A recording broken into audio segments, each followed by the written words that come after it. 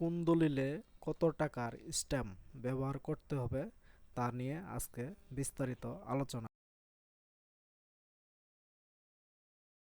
1 number, রাজুকের plot ও ট্যাক্সের দলিলের জন্য মোট মূল্যের ওপর 2% টাকার সমমানের stamp. 2 number, trust did capital দলিলের মূল্যের ওপর 2% নতুন নতুন এরকম ভিডিও পেতে চ্যানেলটি সাবস্ক্রাইব করুন, পাশে থাকা বেল আইকনটি বাজিয়ে দিন। জন্য 30 টাকা স্ট্যাম্প। 4 নাম্বার, নকল কবলা বন্ড বন্টননামা সার্টিফায়েড কপির দলিলের জন্য 50 টাকার স্ট্যাম্প। 5 নাম্বার, অনুলিপি খাস মুক্তারনামা দলিলের জন্য 100 টাকার স্ট্যাম্প।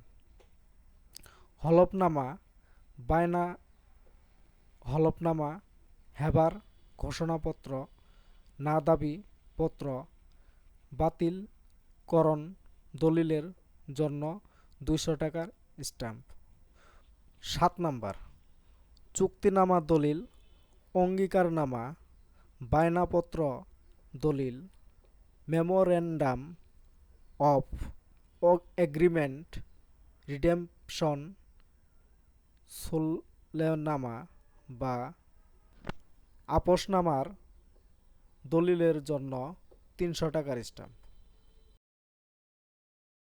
আমুক্তারনামা দলিল ও ছাপকওয়ালা দলিলের জন্য 400 টাকার স্ট্যাম্প। তালাকের হলফনামা দলিলের জন্য 500 টাকার স্ট্যাম্প। 10 নাম্বার, অংশীদারি দলিলের জন্য 2000 টাকার স্ট্যাম্প। 11 নাম্বার, মর্গেজ বা বন্ধকের দলিলের সম্পাদনের ক্ষেত্রে ক 1 টাকা থেকে 20 লাখ টাকা পর্যন্ত 2000 টাকা, খ 20 লাখ 1 টাকা থেকে 1 কোটি টাকা পর্যন্ত 5000 টাকা, গ 1 কোটি 1 টাকার অপর ক্ষেত্রে 1000 টাকা ও প্রতি লাখে জন্য 2% হারে মোট টাকার মূল্যমানের স্ট্যাম্প লাগবে।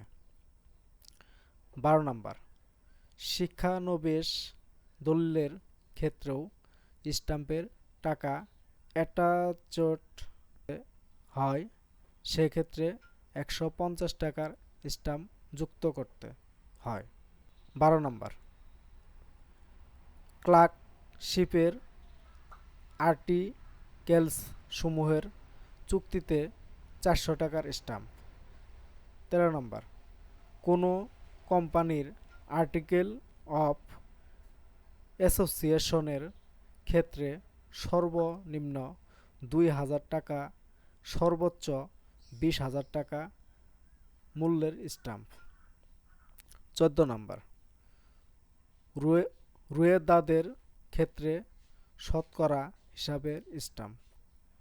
15 নাম্বার, বিল অফ লেডিং এর জন্য